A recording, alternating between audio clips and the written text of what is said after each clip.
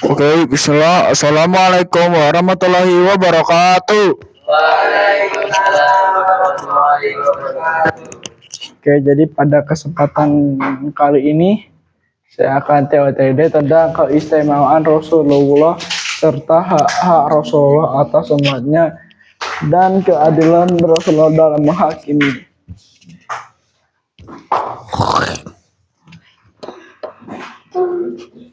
Keistimewaan Rasulullah. Oke, keistimewaan Rasulullah udah banyak sebenarnya, tapi di sini saya cuma yaitu adalah katamun nabiyin, penutup para nabi. Nabi Muhammad Sallallahu Alaihi Wasallam adalah nabi terakhir dan tidak ada lagi nabi setelah beliau. Yang berikutnya mukjizat terbesar Al-Quran. Rasulullah diberikan mukjizat terbesar yaitu Al-Quran berlaku hingga akhir zaman. Isra dan Mi'raj. Rasulullah mendapatkan keistimewaan dalam peristiwa Isra Mi'raj yang di mana beliau berangkat ke langit untuk bertemu langsung dengan Allah, dan dari sana beliau mendapatkan perintah sholat, ya. Terus rahmatan lil alamin. Kehadiran Nabi Muhammad adalah rahmat bagi seluruh alam semesta, bukan hanya bagi kaum muslimin, melainkan bagi seluruh makhluk. Hal ini dijelaskan dalam Al-Quran. Dan tiadalah kami mengutus kamu melainkan untuk menjadi rahmat bagi semesta alam. Surat Al-Anbiya ayat 107. Oke, berikutnya ada hak-hak Rasulullah atas umatnya. Oke, iman dan taat. Oke, setiap muslim wajib beriman kepada Rasulullah dan menaati perintah serta ajarannya. Hal ini adalah fondasi keimanan seorang muslim.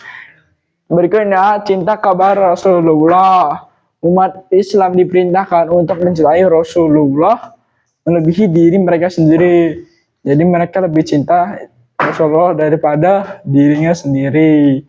Sholawat kepada Nabi.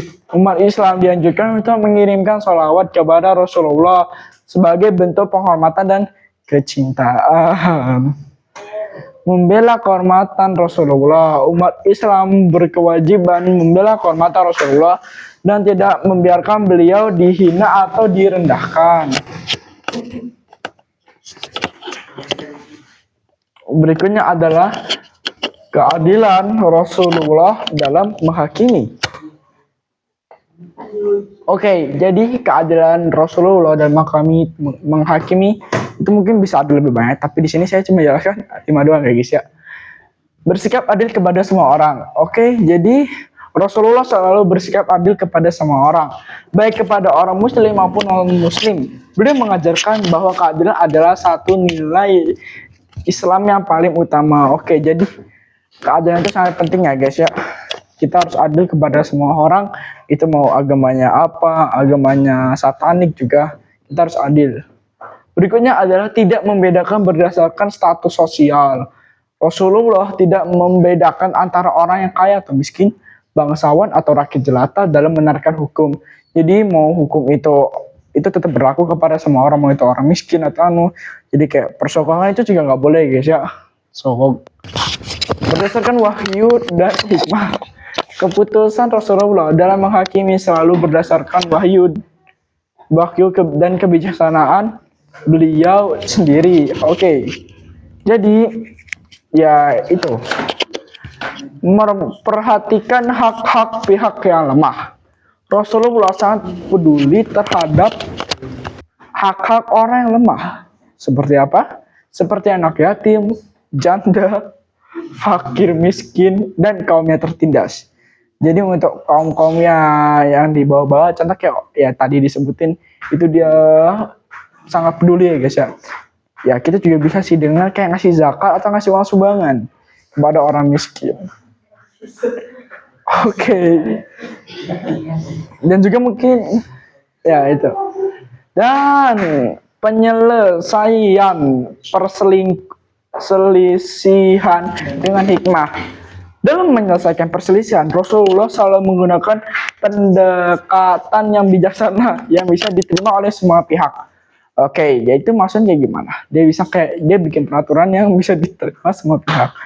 Nah, bisa di Indonesia itu biasanya atau celah kapan bermusyawarah gitu. Dan itu juga bisa dilakukan dengan musyawarah. Jadi kayak kita meeting semua nih, nanya, wah setuju nggak kayak gini? Gaskan gitu. Jadi kayak gitu ya guys ya.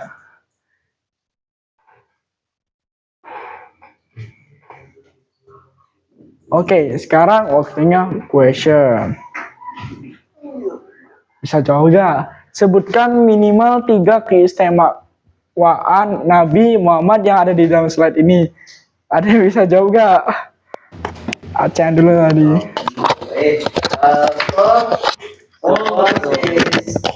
Nabi Muhammad is the last prophet from Islam. Also the last Rasul from Islam. Then the second is the third is he wait dapat pengetahuan berupa kitab yang bernama Al-Quran. Keempat, dia pernah melakukan sebuah kejadian bernama Isra Mi'raj, di mana dia bertemu langsung kepada Allah dan berdiskusi langsung mengenai sholat. Oke, itu yang diberitahu oleh Mas Sen itu benar ya guys ya. Tapi mungkin ada tadi tuh satu yang nggak masuk dalam sini, tapi nggak apa-apa. Jadi ini jawabannya. Ya ini.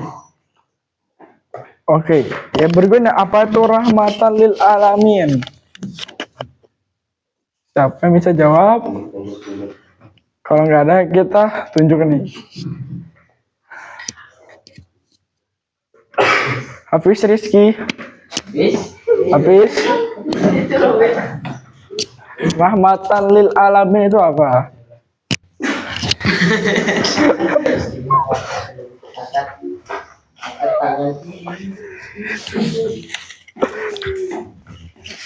Kira-kira apa ya itu? Nggak tahu, ya udah nggak apa-apa, nggak ada hukuman. Oke, bisa jam nanti tak kasih jajanan. Apa ya? Woi. Kayak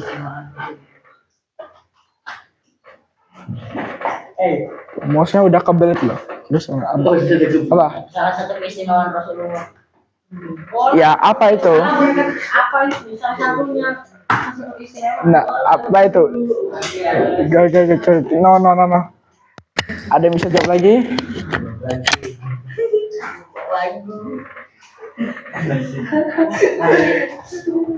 Oh, ini lagu ciptanya Maher. Zen. Yang pengasih. Salah. Ini nggak ada bisa jawab. Jadi itu artinya adalah memberikan rahmat kepada Nabi Muhammad adalah rahmat bagi seluruh alam semesta. Bukan hanya bagi kaum muslim, mereka ya seperti tadi saya jelaskan. Itu. Berikutnya adalah sebutkan 2 hak-hak Rasulullah atas umatnya. Ya dah yang ini. Yang pertama yaitu dibela umatnya. Ya kan, betul nggak? Ya bisa. Nah, yang kedua bersolawat atas Rasulullah. Solawat dan membela. Oke. Sebutkan, nggak usah lah. Oke. Terima kasih. Wassalamualaikum warahmatullahi wabarakatuh. Waalaikumsalam warahmatullahi wabarakatuh.